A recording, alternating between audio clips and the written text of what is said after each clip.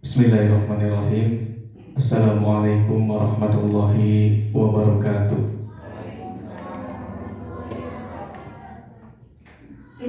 Alhamdulillahirabbil alamin wa bihi nasta'inu ala umuri dunya waddin. Wassalatu wassalamu ala asyrofil anbiya'i wal mursalin sayyidina wa maulana Muhammadin wa ala alihi wa sahbihi ajmain, amma ba'du. Yang terhormat Ibu Kepala Sekolah, yang saya hormati rekan Bapak Ibu Dewan Guru SDN 1 Rajadanu, dan tidak lupa calon guru penggerak Ibu Fitri yang saya banggakan.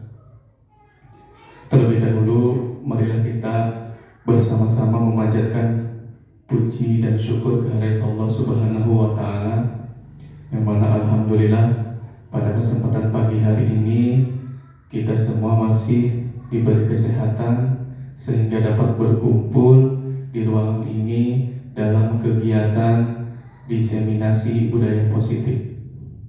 Sholawat beserta salam semoga tetap dicurah limpahkan kepada junjungan kita semuanya, yakni Baginda Habibana wa Nabiyana Muhammad Sallallahu Alaihi Wasallam, kepada para keluarganya, para sahabatnya, dan tidak lupa kepada kita selaku umatnya yang insya Allah akan selalu taat dan patuh pada ajarannya hingga akhir zaman. Amin ya Allah ya Rabbal Alamin.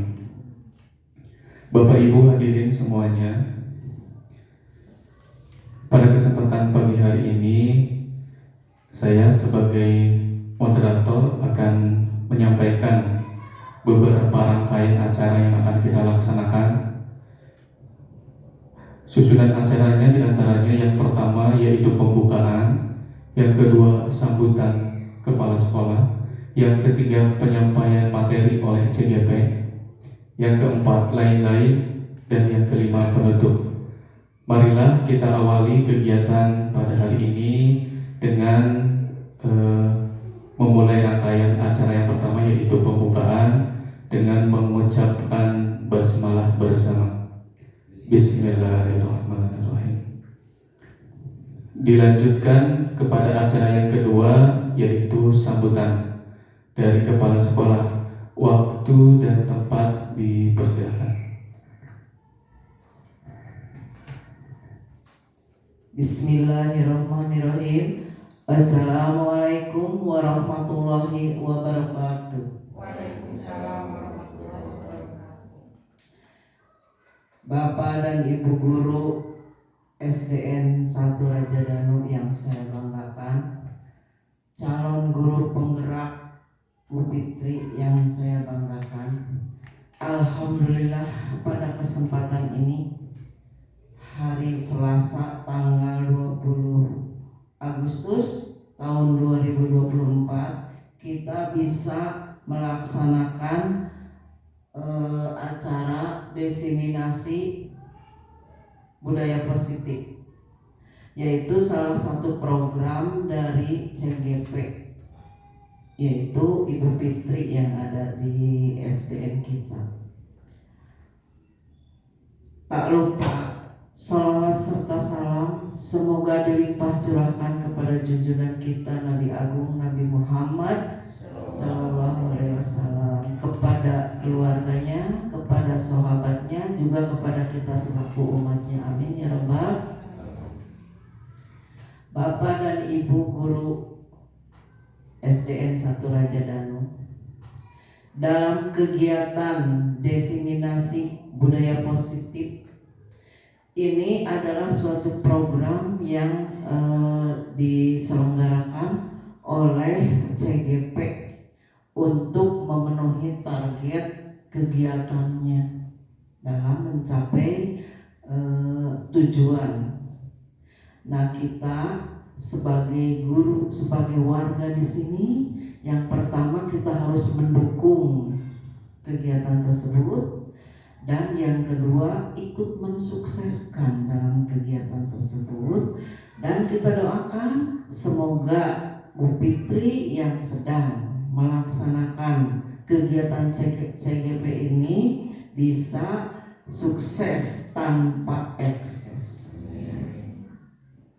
Kemudian untuk harapan dari sekolah terhadap CGP tersebut, semoga menjadi tauladan bagi kita semua dalam mempraktekkan dan melaksanakan apa yang sudah didapat dari kegiatan-kegiatan tersebut.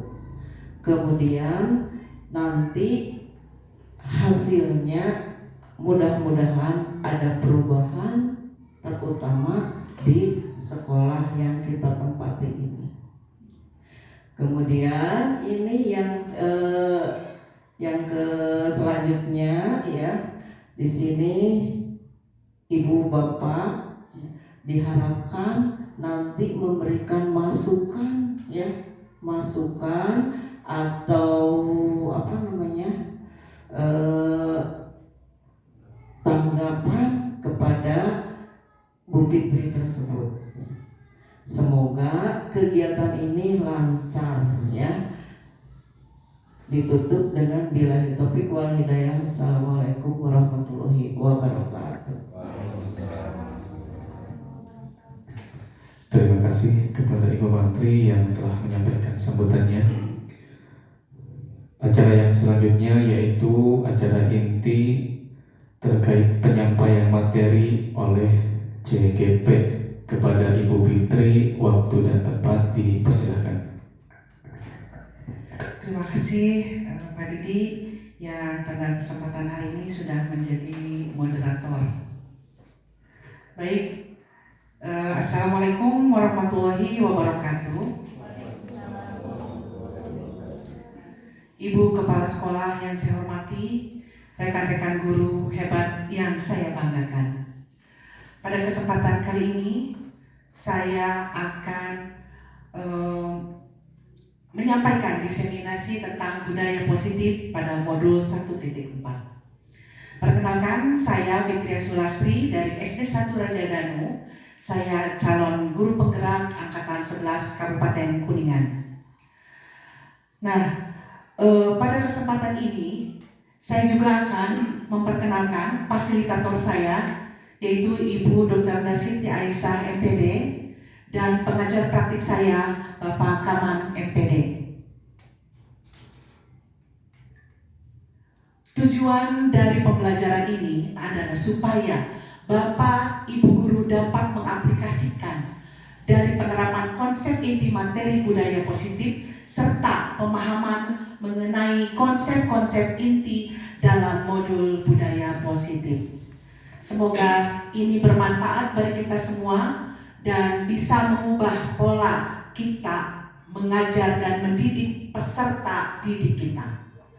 Nah, sebelum pada acara inti, supaya kita tidak terlalu tegang dan terlalu sepertinya kurang santai, saya akan memberikan dulu ice breaking. Ice breaking kali ini kita membutuhkan konsentrasi supaya Bapak dan Ibu guru juga bisa berkonsentrasi dalam kegiatan ini.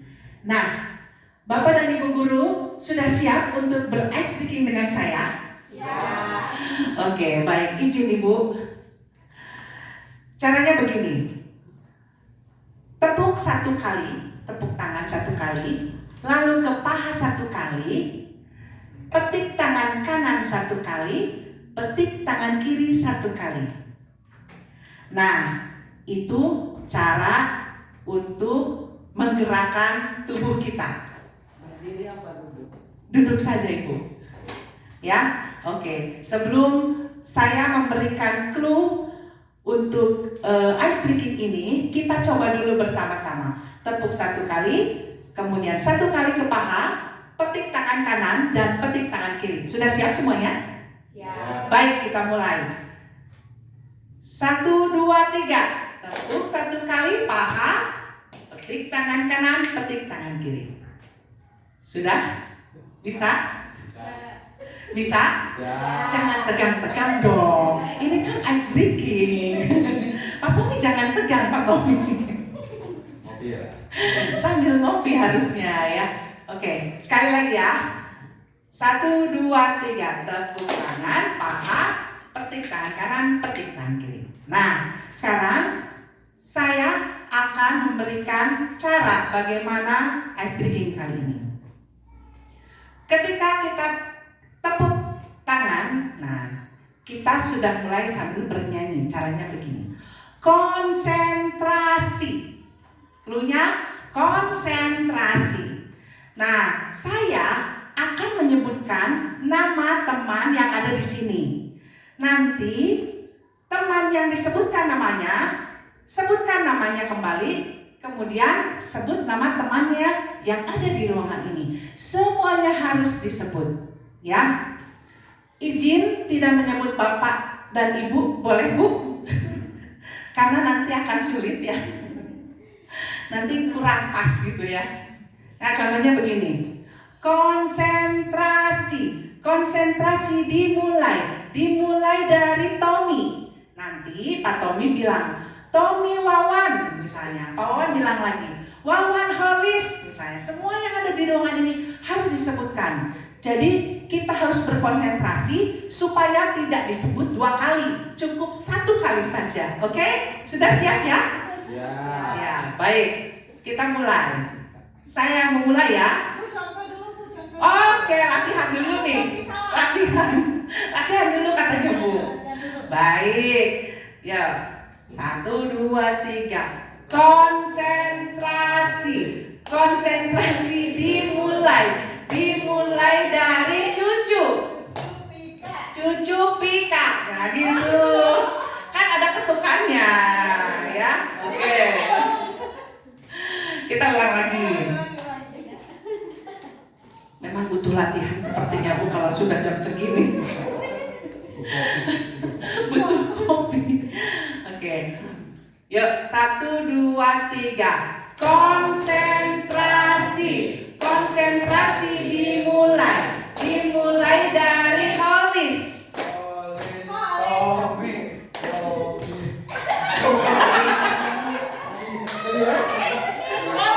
Siapa saja bebas. Mau nyebut Ibu Matri juga boleh, izin dulu jangan pakai Bu.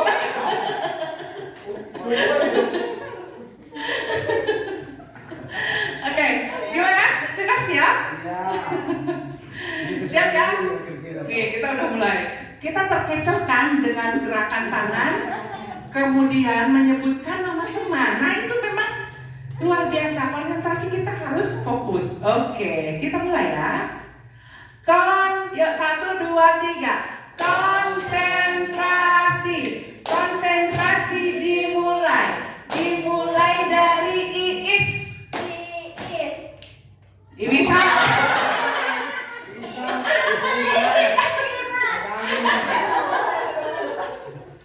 Oke, ini masih dalam percobaan. Supaya tidak tegak. Oke, sekali lagi ya. Sekali lagi. Ini yang terakhir ya. Ini harus bener nih. Harus konsentrasi. Oke. 1, 2, 3. Konsentrasi. Konsentrasi dimulai dari Didi. Didi, Tommy, Olis, Pika, cucu Iis, Imas Wawan, Tommy.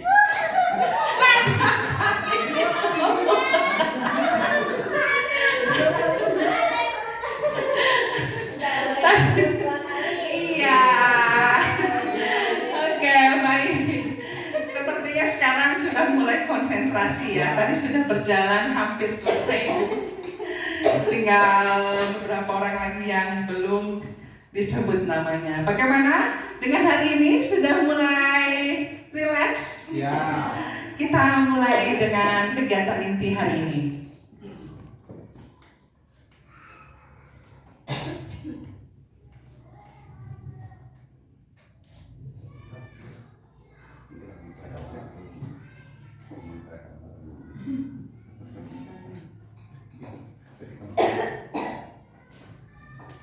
Sebentar ya.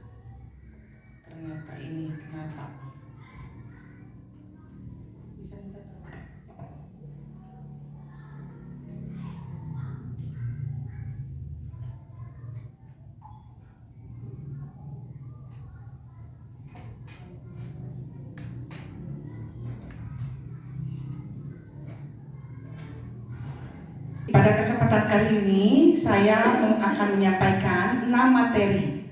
Yang pertama ada budaya positif, disiplin positif, dan nilai-nilai kebajikan universal. Kemudian yang kedua ada teori motivasi, hukuman, konsekuensi, restitusi. Ketiga, keyakinan kelas. Keempat, kebutuhan dasar manusia. Kelima, posisi kontrol, dan yang keenam, segitiga restitusi. Mungkin Bapak dan Ibu guru di sini telah mengetahui apa materi dari yang ada di depan ini. Dari keenam materi ini pasti Bapak dan Ibu guru sudah paham. Saya mungkin hanya akan memandu kembali dan mengingatkan. Untuk menciptakan budaya positif di sekolah, ini merupakan hal yang sangat penting dalam dunia pendidikan supaya sekolah kita menjadi lebih berkualitas. Nah, apalagi sekarang di sekolah-sekolah menerapkan kurikulum merdeka. Kita semua sudah menjalankan kurikulum merdeka dari kelas 1 sampai kelas 6. Alhamdulillah tahun ini kita memulai kelas 3 dan kelas 6 untuk melaksanakan kurikulum merdeka. Nah, dalam kurikulum merdeka ini terdapat P5, yaitu proyek penguatan profil pelajar Pancasila. Seperti yang ada di kelas ini, sudah ada di depan tentang proyek profil pelajar Pancasila. Nah, di mana di dalamnya ini terdapat budaya positif. Budaya positif di sekolah merupakan pembiasaan yang baik, mencakup sikap atau perilaku maupun tutur kata yang harus disepakati oleh seluruh warga sekolah. Nah, ini yang pertama mungkin karena di sini baru saya yang menjadi CGP, saya harus menjadi tauladan bagi warga sekolah. Kemudian sebagai guru, kita juga harus mengambil posisi kontrol sebagai manajer. Nanti akan ada ulasannya di kemudian guru bersama siswa melakukan kesepakatan kelas untuk mewujudkan kelas impian dan mengajak rekan sejawat untuk menerapkan budaya positif. Nah, nanti kita akan kupas apa itu tentang manajer, kemudian kesepakatan kelas, impian yang bagaimana yang diharapkan oleh kita serta siswa, ya. Nah, tujuan dari pelaksanaan pendidikan di sekolah ini membentuk generasi yang berpendidikan cerdas dan berkarakter. Tentu saja tadi karakternya mencakup tentang profil pelajar Pancasila. Nah, oleh karena itu, agar hal itu bisa terwujud, maka dilaksanakan kegiatan pembelajaran di sekolah dan proses pembelajaran yang baik. Proses pembiasaan itu disebut dengan budaya. Agar terbentuk murid berkarakter baik dan unggul, maka sekolah harus membangun budaya positif. Nah, kemudian budaya positif ini merupakan perwujudan dari nilai-nilai atau keyakinan universal yang diterapkan di sekolah. Budaya positif yang diterapkan di sekolah adalah salah satu perwujudan dari misi guru yang mengandung nilai-nilai kebajikan sesuai dengan tujuan pendidikan nasional yang dijabarkan dalam profil pelajar Pancasila. Budaya positif yang diterapkan di sekolah seharusnya menjadi suatu pembiasaan sehingga mendorong murid untuk melakukan kesadaran diri tanpa ada paksaan. Kemudian budaya positif di sekolah juga ini tempat belajar yang membuat murid merasa nyaman, aman, dan menyenangkan, di mana terjadi keterlibatan, kolaborasi, rasa saling menghargai, dan terciptanya sosial emosional di antara semua warga sekolah. Baik, selanjutnya, nah budaya positif ini juga diawali dengan adanya perubahan paradigma tentang teori kontrol. Sebagai pendidik, kita merasa berkewajiban untuk mengontrol perilaku murid supaya memiliki perilaku sesuai dengan harapan guru. Pasti Bapak dan Ibu guru di sini juga mempunyai harapan dan impian untuk murid kita. Nah, dengan adanya kontrol dari guru, maka akan terjadi keselarasan yang seimbang sehingga akan tercipta budaya positif. Kemudian kemudian dengan budaya positif akan memunculkan keinginan guru, meningkatkan kemampuan yang dimiliki. Mereka akan terpacu untuk semangat dalam meningkatkan prestasi baik secara akademik maupun non-akademik. Jika budaya positif di sekolah bisa diterapkan dengan melalui pembiasaan untuk para murid, maka akan tercipta lingkungan belajar positif, sehingga akan membuat murid bisa berekspresi, berkolaborasi dengan maksimal. Dengan pembiasaan yang konsisten kepada murid akan membentuk karakter positif di dalam diri anak yang perlu dikembangkan secara maksimal juga. Nah, pengembangan budaya positif dapat menumbuhkan motivasi intrinsik dalam diri anak untuk menjadi pribadi yang bertanggung jawab dan berbudi pekerti luhur serta akhlak yang mulia. Apa itu disiplin? Mungkin Bapak dan Ibu guru pasti selalu mengingatkan kepada anak-anak, kalian harus disiplin ya, kalian harus disiplin waktu, disiplin apa lagi? Berpakaian ya, kemudian disiplin apa lagi? Ya, ketika kita berucap semuanya itu harus menggunakan kata disiplin. Sementara apakah kita sudah mengetahui makna dari disiplin tersebut? Nah, saya akan mengingatkan kembali di sini bahwa disiplin adalah rasa ketaatan dan kepatuhan terhadap nilai-nilai yang dipercaya dan menjadi tanggung jawab.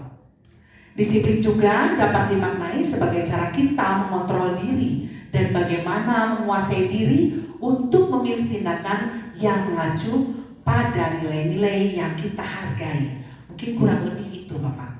Jadi ketika kita mengingatkan kepada anak-anak, kalian harus disiplin ya. Kalau sudah jajan, tolong bekasnya itu dibuang ke tempat sampah. Sementara ketika ada anak yang bertanya, Pak, kalau disiplin apa sih Pak? Biasanya anak kelas bawah itu suka bertanya. Nah sekarang setelah saya ingatkan kembali, mungkin Bapak dan Ibu bisa menjelaskan. Nah, selain daripada itu, di sini juga ada nilai kebajikan profil pelajar Pancasila. Ada 6 nilai dari kebajikan profil pelajar Pancasila. Yang pertama, beriman dan bertakwa kepada Tuhan Yang Maha Esa dan berakhlak mulia. Pasti Bapak dan Ibu guru juga mengharapkan siswa-siswi di sekolah kita itu menjadi anak yang rajin beribadah, kemudian apalagi? Rajin belajar, oke. Nah, kita di sekolah juga sudah menerapkan budaya positif tentang beriman, bertakwa kepada Tuhan Yang Maha Esa dan berakhlak mulia. Salah satunya yaitu dengan apa Pak Ustadz? Kalau hari Jumat? Yasinan berjamaah. Nah, kita melaksanakan sholat duha, kemudian Yasin berjamaah katanya.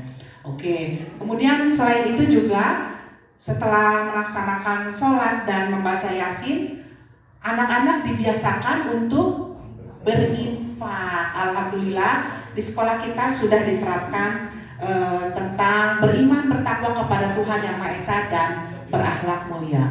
Kemudian yang kedua ada berkebinekaan global. Di sini alhamdulillah juga di sekolah kita sudah bisa bersatu dan sepertinya tidak ada saling bully-membuli tentang ras ya, rasis di sini. Jadi semuanya sudah bisa ada di nilai kebajikan kebinekaan global.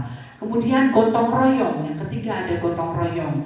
Kita juga setiap hari Sabtu membiasakan anak-anak setelah senam pagi ada apa Pak Tommy? Iya, ada kebersihan. Jadi senam pagi dipimpin oleh Pak Tommy, kemudian dilanjutkan dengan kebersihan di lingkungan sekolah. Alhamdulillah anak-anak kita sudah bisa berkolaborasi untuk bergotong royong membersihkan sekolah. Kemudian yang keempat ada mandiri. Nah, Bapak dan Ibu guru mungkin untuk mandiri kita sebagai pendidik harus banyak membimbing anak-anak supaya bisa supaya bisa hidup mandiri.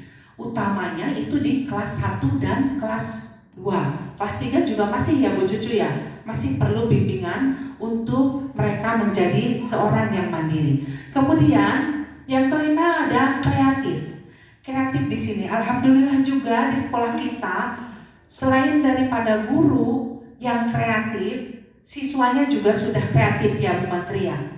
Seperti sudah bisa kemarin meraih piala kita ya Pak ya, dari apa Pak kemarin Pak? Hasta Karya yang kita meraih juara 1. Nah ini berarti siswanya sudah kreatif karena adanya bimbingan dari guru. Nah dan yang terakhir adalah bernalar kritis. Jadi kita itu harus bisa membangun motivasi siswa supaya bisa banyak menggali. Anak itu harus mau bertanya ketika dia tidak tahu tentang suatu hal, dia harus bisa bernalar kritis, bisa bertanya kepada gurunya, Bu, ini itu apa ya? Bu, saya tidak setuju dengan ini. Nah itu bagaimana cara kita membimbing anak-anak supaya mereka bisa bernalar kritis. Oke? Selain daripada itu, kita juga harus mensosialisasikan nilai kebajikan universal kepada anak-anak, di mana di dalamnya ada kejujuran, kehormatan, keselamatan, mandiri, keadilan, peduli, pelayanan, berprinsip, integritas, keamanan, kesehatan, dan kesabaran. Nah, tentu saja ini perlu bimbingan dari Bapak dan Ibu guru yang hebat ini. Karena untuk membuat anak jujur itu membutuhkan proses dan waktu. Kita tidak bisa mengintimidasi anak supaya mereka bisa jujur. Kita harus dengan cara pendekatan kepada anak. Jadi kalau misalnya kita menginginkan siswa dengan nilai kebajikan universal, ini butuh bimbingan Bapak dan Ibu guru yang hebat tentunya. Bagaimana cara menghormati guru, kemudian bagaimana menjaga keselamatan dirinya, kemudian bagaimana dia bisa peduli kepada temannya. Nah, ini adalah proses di mana Bapak dan Ibu guru harus bisa membimbing siswa dan siswi agar impian Bapak dan Ibu guru bisa terwujud. Kita menginginkan siswa dan siswi yang berprestasi, yang beriman, yang mandiri. Nah, inilah kita harus memberikan contoh juga nilai-nilai kebajikan kepada mereka. Seperti itu ya. Kemudian selain daripada itu, untuk mendisiplinkan anak-anak, kita bisa membuat kesepakatan kelas. Apa itu kesepakatan kelas? Nah, di sini ada penjelasannya bahwa seseorang akan lebih tergerak dan bersemangat untuk menjalankan keyakinannya daripada hanya sekedar mengikuti rangkaian peraturan tertulis tanpa makna. Jadi untuk membuat keyakinan kelas ini tidak bisa satu arah, tapi kita harus sepakat dengan siswa dan siswi apa yang mereka akan perbuat dan bisa dipertanggungjawabkan. Jadi itu harus disepakati oleh anak dan siswa dan gurunya. Jadi tidak bisa kita itu buat kesepakatan kelas. Anak-anak, nanti kalian tidak boleh makan di kelas ya. Sementara anaknya mungkin saja ada yang dibawakan bekal oleh orang tuanya. Nah, ini harus perlu kebijakan dari seorang guru. Kemudian keyakinan kelas ini hendaknya tidak terlalu banyak sehingga mudah dan dipahami oleh semua warga kelas. Jadi kita tidak bisa membuat peraturan yang sangat banyak gitu ya, karena nanti muridnya juga akan bingung. Waduh, ini banyak banget nih peraturan kelasnya. Ini nggak boleh, ini nggak boleh kata anaknya. Sementara kita membutuhkan kesepakatan yang memang bisa dipertanggungjawabkan oleh anak-anak kita. Kemudian dapat ditinjau dari waktu ke waktu. Kemudian semua warga kelas hendaknya ikut berkontribusi dalam pembuatan keyakinan kelas secara kegiatan curah pendapat. Seperti contohnya saya di kelas 2 kebetulan di pelajaran pendidikan Pancasila itu ada cara membuat kesepakatan kelas. Saya bertanya kepada anak-anak, kita harus mempunyai aturan di kelas. Nah, menurut kalian aturan apa yang sekiranya dapat dilaksanakan dan dipertanggungjawabkan oleh kalian? Lalu anak-anak kan mungkin pada berpikir, yang punya pendapat boleh acungkan tangan. Nah, mereka semua berlomba untuk mengacungkan tangan. Ada yang katanya, Bu, harus datang tepat waktu, tidak kesiangan. Nah, itu merupakan kesepakatan kelas. Kemudian, oke, disetujui oleh semuanya. Anak-anak yang lain juga setuju Bu, tidak boleh kesiangan katanya. Lalu kita tuliskan. Kemudian ada lagi yang bilang, Bu, kalau yang tidak mengerjakan PR, kerjakan di luar. Karena itu kesepakatan kelas, kesepakatan dari murid-murid, maka kita harus mengikuti. Oke, jadi kalian yang tidak mengerjakan PR nanti kerjakan di luar ya. Nah, seperti itu. Itu bukan berupa hukuman, tapi itu adalah sebuah kesepakatan kelas. Nah, seperti itu.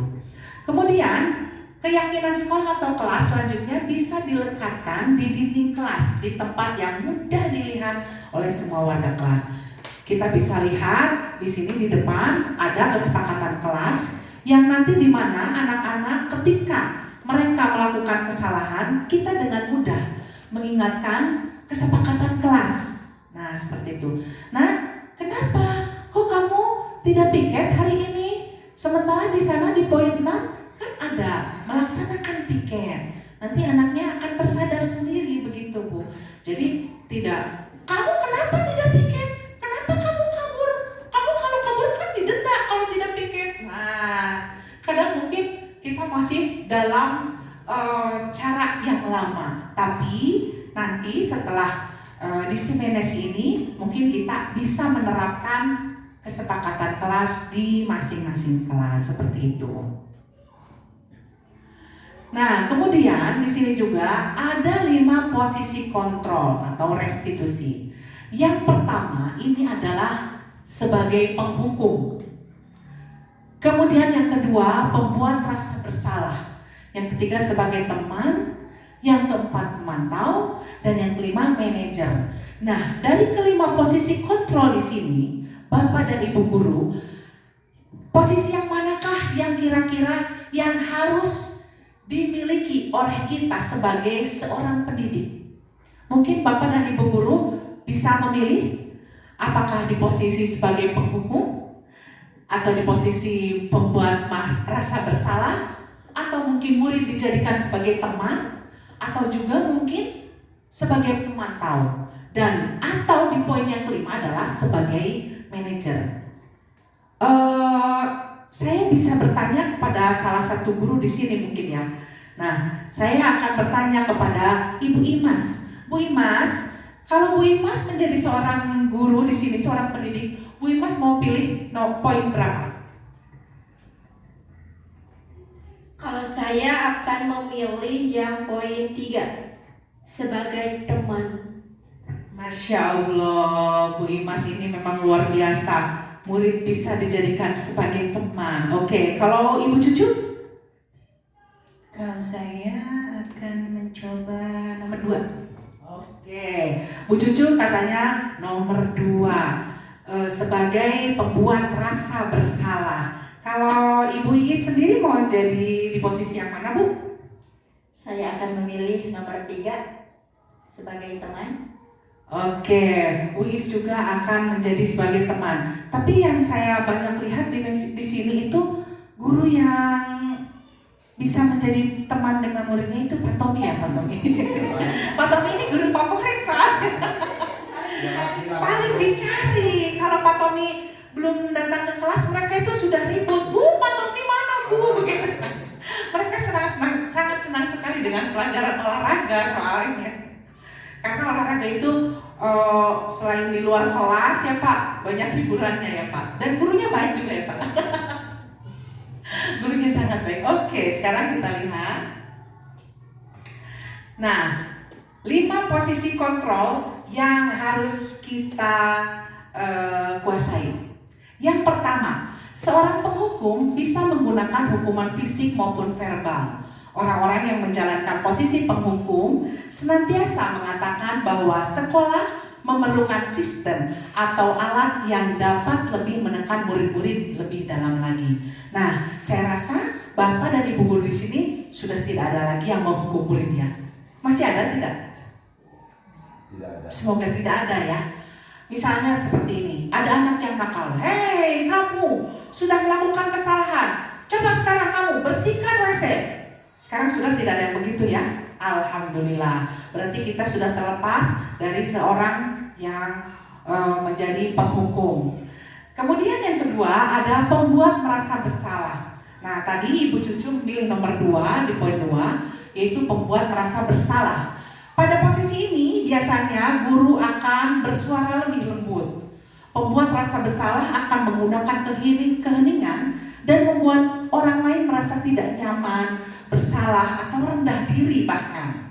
Ya, kadang misalnya ada anak kelas 3 ya Bu, yang nakal. Aduh, Kelvin, kamu nih baik banget sih, ya Allah. Kenapa kamu coret-coret buku temannya? Nanti kan mamanya laporan sama ibu. Nanti gimana kalau mamanya datang ke sekolah? Kamu mau mamanya marah? Nah, itu contoh dari pembuat merasa bersalah. Akhirnya bagaimana si anak merasa dia rendah diri, kemudian dia juga akan merasa bersalah dalam durasi yang agak panjang mungkin ya, seperti itu. Nah, kemudian tadi banyak yang memilih bahwa guru adalah teman. Nah, teman guru pada posisi ini tidak akan menyakiti murid, namun akan tetap berupaya mengontrol murid melalui persuasi. Guru di posisi teman menggunakan hubungan baik dan humor untuk mempengaruhi seseorang. Nah, contohnya, kadang kita juga kalau anak, sini dong, kamu kemana aja?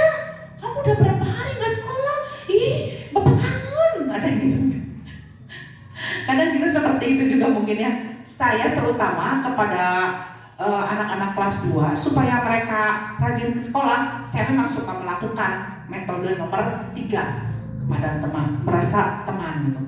Ih, anak cantik, kamu kemana aja? Katanya kemarin gak sekolah tapi main. Nah, seperti itu. Kamu jangan gitu dong, kamu bantu ibu, kamu sekolah ya. Nah, itu contoh guru menjadi teman pada anak. Kadang ini juga membuat anak akhirnya efeknya apa? Kurang rasa hormat kepada kita. Akhirnya ada anak yang, Bu, si ibu loba-loba teh ngerjakan tugas, nah, kadang ada suka anak yang begitu ya. Karena mereka sudah merasa nyaman dengan kita. Kita dipikir mereka itu sama seperti temannya. Jadi itu juga sebetulnya kurang cocok. Nah, kemudian sebagai pemantau nomor 4. Memantau berarti kita hanya mengawasi begitu. Pada saat kita mengawasi, kita bertanggung jawab atas perilaku orang-orang yang kita awasi. Posisi pemantau berdasarkan pada peraturan-peraturan dan konsekuensi. Jadi kita tuh hanya memantau gitu anak-anaknya. Oh iya, si ini nih suka melakukan kesalahan nih. Nah, itu anak ini nih harus diberi konsekuensi nih. Anak ini suka nyoret-nyoret buku temennya terus. Nanti pokoknya ini anak harus diganti nih bukunya, supaya anak ini tidak melakukan kesalahan itu lagi. Jadi kita memberikan konsekuensi terhadap anak tersebut. Memang ini mungkin menguntungkan kepada anak yang dicoretin tadi bukunya. Tapi bagi si pelaku mungkin dia akan merasa, ibu guru kok gitu sih sama aku. Dia akan merasa ada ada hal yang tidak nyaman. Tapi memang mungkin ini prosesnya dalam jangka waktu yang pendek. Nah, sementara untuk posisi manajer ini adalah posisi di mana guru berbuat sesuatu bersama dengan murid, mempersilahkan murid mempertanggungjawabkan perilakunya, kemudian mendukung murid agar dapat menemukan solusi atas permasalahannya sendiri. Saya menemukan kasus seperti ini. Ada murid yang datang terlambat, kesiangan. Ini sudah 15 menit berjalan pembelajaran. Si murid ini baru datang ke kelas. Saya persilakan anak tersebut untuk masuk tetap belajar bersama teman-temannya.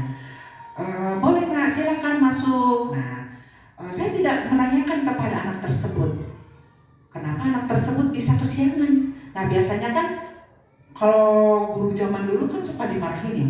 Kenapa kamu kesiangan? Pasti kamu bangunnya siang ya. Wah, segala ya ucapan yang mungkin akan membuat si anak menjadi tidak nyaman, merasa sakit hati, menimbulkan dendam, pasti akan seperti itu. Nah, saya melakukan posisi nomor 5 sebagai manajer dengan memanggil anak tersebut. Saya panggil anak tersebut di ruangan kantor yang tanpa ada orang lain di sana. Saya bertanya kepada anak tersebut, "Nah, kenapa tadi kamu datangnya kesiangan? Biasanya kamu datangnya pagi." Lalu si anak tersebut menjawab, "Iya Bu, saya bangunnya kesiangan." "Loh, kenapa bisa bangun kesiangan?" "Habis saya nonton TV Bu sampai larut malam." Nah, kalau saya bertanya kembali, "Nonton apa memangnya?" "Nonton sinetron Bu. Nanti kalau saya nggak nonton sampai akhir, saya nggak bisa tahu besok kelanjutan dari hari ini apa." Jadi akhirnya dia nonton sampai malam dan dia bangun kesiangan. Saya bilang lagi kepada anak tersebut, "Oh, sama dong sama ibu. Ibu juga suka kok nonton sinetron." Saya bilang begitu. Kemudian si anaknya melihat dan menatap saya. Nah, saya tanyakan kembali kepada anaknya, "Nah, kamu nonton sampai malam, tentu kamu akan bangun kesiangan. Nah, kalau bangun kesiangan akibatnya apa?" "Akibatnya ke sekolahnya kesiangan." "Iya." Lalu saya dengan mudah tinggal mengingatkan kesepakatan kelas. Kata saya, "Ingat tidak salah satu kesepakatan kelas kita apa coba?" Si anaknya bilang, "Iya Bu, harus tepat waktu." Nah, akhirnya, "Nah, kamu kan sudah ingat, berarti kamu harus mempertanggungjawabkan kesepakatan yang sudah dibuat di kelas." "Iya ya Bu." Kata saya tidak menyalahkan kamu nak. Semua orang pernah berbuat kesalahan, tetapi masih punya kesempatan untuk memperbaiki kesalahan tersebut. Kita harus sadar akan kedisiplinan kita. Jadi tidak usah dimarah-marahin sama depan teman-temannya gitu. Biarkan saja dia masuk dulu. Nanti kita pendekatan secara individu. Apa yang terjadi sebetulnya? Karena kan kita tidak tahu ini kenapa nih anaknya kesiangan. Apakah dia menginap di neneknya yang lumayan jauh jaraknya, atau misalnya si anaknya ini memang kenapa datang terlambat. Jadi kita tidak bisa langsung menjudge atau menyalahkan si anak tersebut. Nah, ini adalah posisi kontrol pada poin nomor 5. Nanti kita sebagai seorang pendidik mungkin bisa menerapkan hal tersebut kepada anak, supaya si anak tersebut merasa nyaman, kemudian tidak punya rasa dendam, tapi dia bisa sadar akan kesalahannya sendiri karena dia sudah membuat aturan yang telah disepakati di kelas, seperti itu. Nah, di sini juga ada 3 motivasi perilaku manusia. Nah, yang pertama, untuk menghindari ketidaknyamanan atau hukuman. Ini adalah tingkat terendah dari motivasi perilaku manusia, di mana biasanya orang yang motivasi perilakunya untuk menghindari hukuman atau ketidaknyamanan akan bertanya, apa yang akan terjadi apabila saya tidak melakukannya. Jadi kadang si anak teh suka bertanya ya, kalau misalnya aku nggak ngelakuin itu, nanti kenapa ya? Pasti akan begitu. Nah, kemudian yang kedua, untuk mendapatkan imbalan atau penghargaan dari orang lain.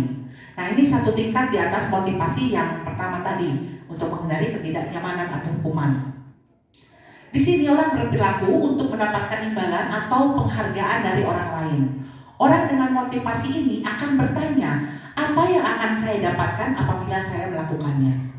Dulu saya juga memang pernah melakukan hal tersebut. Ketika anak yang berprestasi atau misalnya bisa menjawab, saya suka kasih reward pada anak tersebut. Contohnya, saya kasih coklat. Selamat ya nak, kamu pinter deh, kamu bisa menjawab. Saya kasih. Nah, ternyata ini akan mengakibatkan si anak tersebut akan merasa bangga. Jadi dia ketika dia melakukan hal tersebut karena ingin mendapatkan sebuah imbalan. Dan efek dari teman-teman yang lain mungkin akan ada yang merasa iri, begitu. Kemudian untuk menjadi orang yang mereka inginkan dan menghargai diri sendiri dengan nilai-nilai yang mereka percaya. Nah, ini poin yang ketiga. Orang dengan motivasi ini akan bertanya, akan menjadi orang yang seperti apa apabila saya melakukannya? Mereka melakukan sesuatu karena nilai-nilai yang mereka yakini dan hargai. Dan mereka melakukannya karena mereka ingin menjadi orang yang melakukan nilai-nilai yang mereka yakini tersebut. Jadi si anak tersebut yakin kalau melakukan hal tersebut akan dihargai oleh temannya. Nah, seperti itu. Ya, ini adalah 3 motivasi perilaku manusia.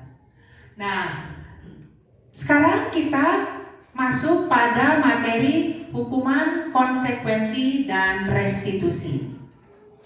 Nah, tadi sudah dijelaskan bahwa hukuman ini sifatnya spontan, ya, tidak terencana. Siswa tidak tahu apa yang akan diterima sebagai akibat dari perbuatannya. Hukuman dapat mengakibatkan rendah diri, dendam, dan perasaan tidak nyaman untuk jangka waktu yang lama. Jadi seperti tadi kalau kita berikan hukuman, mungkin anaknya akan merasa dendam, ya, Pak Ade ya, Pak Ade ya, aku ngelakuin kesalahan sedikit aja langsung disuruh bersihkan WC, seperti itu ya. Ada lagi, pawawan mah tuh apal yuk, jadi urang teh kudu ngapalkeun jus 30 panjang pisan. Waduh, nah nanti ini si anak itu akan teringat terus sampai dia besar. Pak, pas ketemu tuh, Pak Ade, saya ingat terus nih dulu Pak Ade hukum saya. Jadi saya kalau lihat WC tuh saya suka benci banget gitu. Saya ingat waktu dihukum sama Pak Ade misalnya gitu.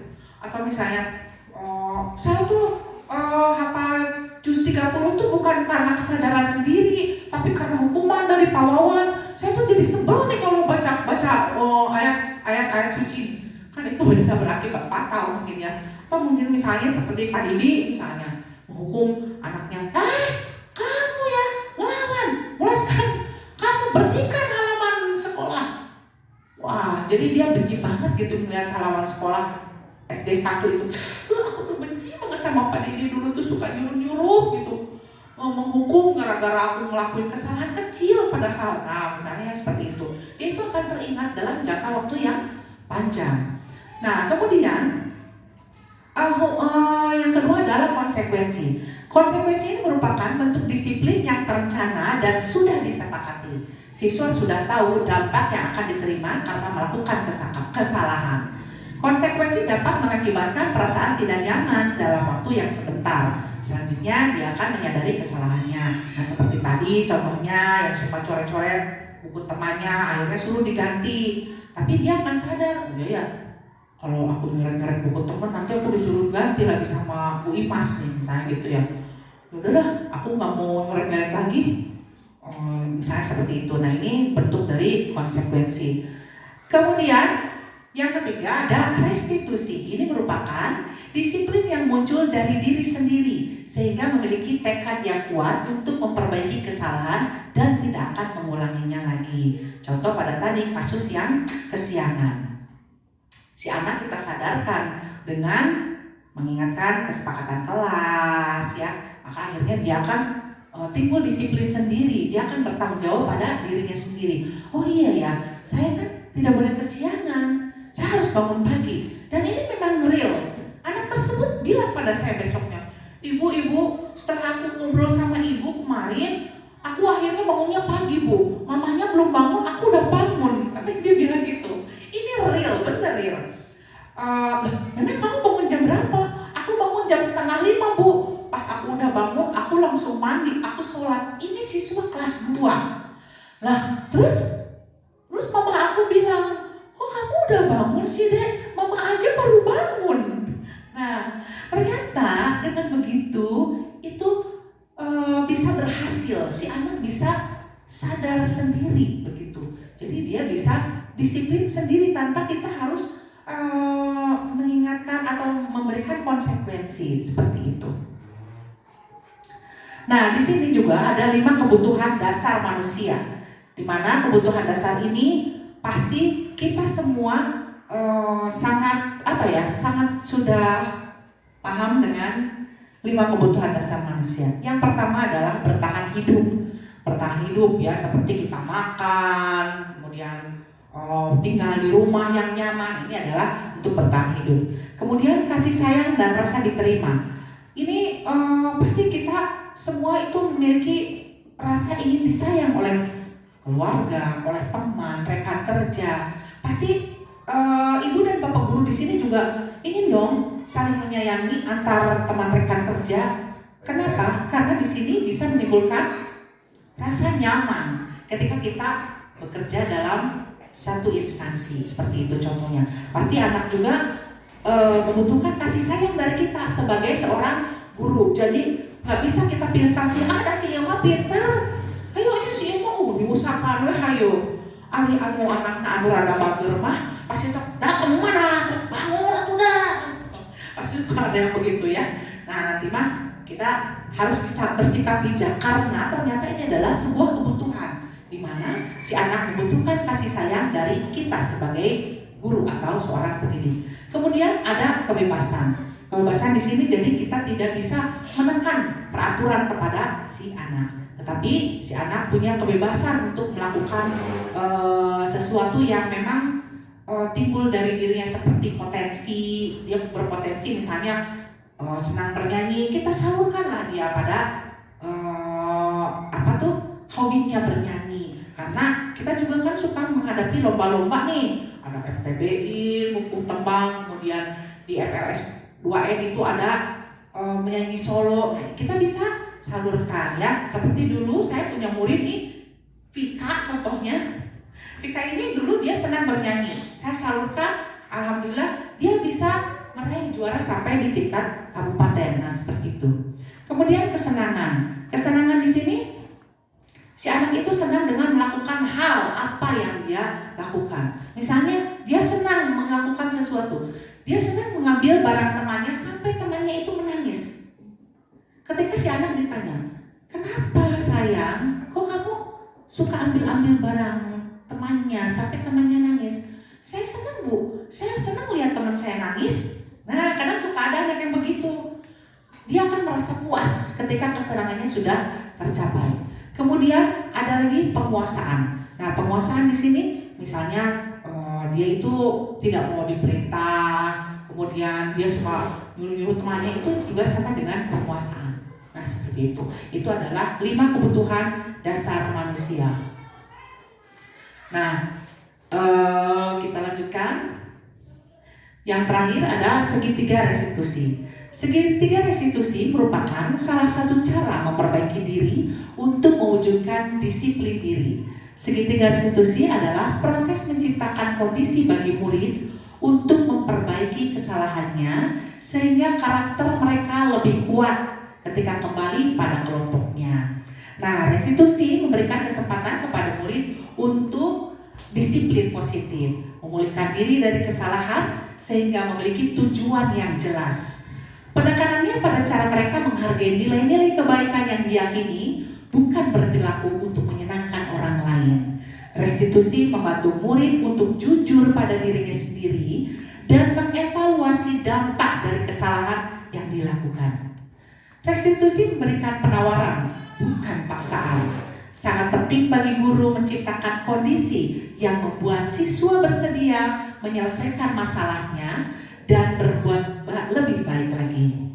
Guru dapat menggunakan kalimat seperti semua orang pasti pernah berbuat salah. Jadi tidak menyudutkan kesalahan apa yang mereka perbuat. Nah, di segitiga restitusi ini kita bisa melihat ada validasi tindakan yang salah, kemudian menanyakan keyakinan dan menstabilkan identitas. Kita bisa menggunakan kalimat-kalimat yang lebih bijak, seperti diantaranya keyakinan kelas apa yang telah kita sepakati. Nah, kemudian kamu ingin menjadi orang seperti apa? Kemudian bisa lagi, kamu tentu punya alasan mengapa kamu melakukan hal itu. Dan ada lagi juga cara yang lebih efektif mungkin yang bisa Bapak Ibu sampaikan kepada anak-anak supaya si anak itu sadar akan kesalahannya. Ada yang bisa menambahkan? Siap, Bu Mantri akan menambahkan. Katanya, terima kasih Bu Mantri, maka. Ya sedikit ya. Ini tadi yang dibahas tadi mengenai kedisiplinan. Yang namanya disiplin itu kalau arti sebenarnya itu paksaan ya. Kalau dulu ya sebelum kurikulum merdeka ya, untuk mendisiplinkan itu kan ada 3 tahapan ya, yaitu yang dengan cara kepemimpinannya, contohnya dari mulai laissez-faire, otoriter, dan demokratis. Alangkah lebih lengkapnya kalau ketiga-tiganya itu dimasukkan. Jadi yang tadi dibicarakan itu yang cenderungnya ke demokratis ya. Jadi kalau otoriternya juga harus dimasukkan, karena yang namanya mendisiplinkan itu harus dipaksa ya. Salah satu contohnya, kita cuma anak-anak sampah buang pada tempatnya. Coba itu kalau sudah kita rasakan, sudah berapa bulan kita itu berbicara tentang kebersihan, tentang sampah, tapi tetap anak itu sepertinya kurang itu. Nah sekarang kalau diberi dengan otoriter, misalnya yang membuang sampah sembarangan dikenakan denda. Nah itu kan berarti itu juga boleh. Karena apa? Kita dalam rangka mendidik anak ya, supaya anak sadar tentang kebersihan, sadar bahwa sampah itu harus dibuang ke tempatnya. Apakah boleh itu diselipkan? Baik Ibu, terima kasih masukannya, luar biasa. Ini masukan yang bagus sekali Ibu. Mungkin dari penjelasan Ibu sekarang ini, tadi sudah dijelaskan Bu di tahap tentang hukuman, konsekuensi, dan restitusi. Nah, ketika tadi kata Ibu, si anak ketika membuang sampah supaya dia disiplin, maka harus ada sedikit ketegasan, mungkin begitu ya Bu. Nah, di sini kita bisa menuangkannya pada kesepakatan kelas. Kita tinggal menambahkan saja. Anak-anak di sini, kalau tadi sudah disepakati, kita harus menjaga kebersihan. Nah, apa konsekuensi bagi anak yang melanggar kesepakatan? Nanti mungkin anak-anak bisa menjawab, Bu, kalau yang melanggar didenda 5.000. Nah, seperti itu. Ketika kita menuangkan di kesepakatan kelas, oke anak-anak, ini kesepakatan semuanya ya. Kalau yang melanggar, yang tidak membuang sampah ke tempatnya, maka akan didenda 5.000. Oke, kita tulis, kita tuangkan pada kesepakatan kelas. Jadi, begitu si anak melakukan pelanggaran, kita tinggal mengingatkan. Nah, kenapa buang sampah sembarangan? Kamu ingat nggak poin berapa kalau buang sampah sembarangan? Coba dibaca lagi kesepakatan kelasnya. Nah, mungkin jadi kita menyadarkannya sekarang itu dengan cara yang lebih halus Bu. Kalau dulu itu memang kita, ayo yang buang sampah sembarangan didenda ya, kamu harus bersih ya, harus bersih ya. Nah, mungkin sekarang lebih ke ada kesepakatan di antara guru dan siswa. Jadi itu sangat bagus Bu, itu bisa dituangkan pada kesepakatan kelas sehingga si anak bisa berdisiplin atau mendisiplinkan diri dengan cara dia sadar. Jadi tidak harus selalu kita peringatkan, oh awas ya kamu ya kalau buang sampah nih 5.000 nih. Ya, tapi kita tinggal mengingatkan, nah kamu sudah menulis kesepakatan kelas, silahkan baca poin berapa. Tadi kamu sudah melanggar, berarti kamu harus bagaimana? Oh iya Bu, aku harus bayar ya Bu 5.000. Iya, kamu pilih bayar 5.000 atau kamu buang sampah ke tempat sampah. Nah, seperti itu mungkin. Begitu Bu. Bisa ya Bu? Oke. Terima kasih Ibu masukannya. Insya Allah Bapak dan Ibu guru hebat di sini sudah sangat sudah sangat paham tentang poin-poin yang tadi bisa dilaksanakan mungkin ya Bapak Ibu guru ya. Kita bisa memperbaiki diri kita sendiri dengan kesadaran dan disiplin dari gurunya dulu, baru ke muridnya. Kita harus menjadi tauladan bagi siswa-siswi kita supaya mereka bisa melakukan hal dengan sadar diri, disiplin diri dengan cara kesepakatan yang dibuat oleh guru dan muridnya.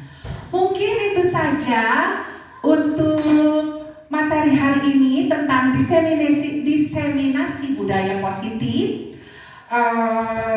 Banyak sekali kekurangan dari saya, mohon maaf. Nanti Bapak dan Ibu guru bisa melaksanakan sedikit dari diseminasi tentang budaya positif ini ya Bapak Ibu.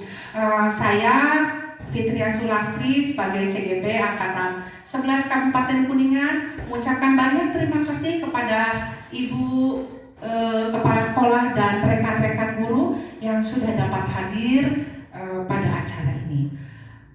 Wabillahi taufik. Wassalamualaikum warahmatullahi wabarakatuh. Waalaikumsalam warahmatullahi wabarakatuh. Tepuk tangan yang meriah untuk pemateri kita, calon guru penggerak Ibu Fitri, luar biasa, sangat semangat dalam menyampaikan materi, begitu jelas pula. Beranjak pada acara yang selanjutnya yaitu lain-lain.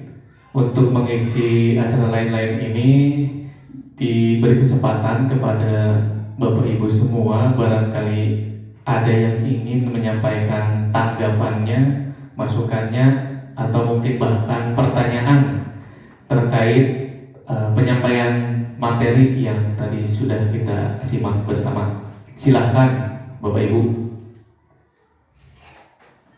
Ada? Tidak? Sepertinya sudah sangat paham ininya Pak. Sudah cukup? Sudah Bu? Kalau tidak ada, kita lanjutkan kepada acara yang terakhir, yaitu acara penutup. Mari kita tutup acara pada pagi hari ini dengan membacakan hamdalah bersama. Alhamdulillahirabbil alamin. Alhamdulillah Bapak Ibu semua, acara demi acara telah selesai dilaksanakan. Saya pribadi sebagai moderator mohon maaf apabila banyak kekurangan, salah-salah kata. Terima kasih atas perhatiannya. Ditutup. Wabillahi taufiq wal hidayah. Wassalamualaikum warahmatullahi wabarakatuh.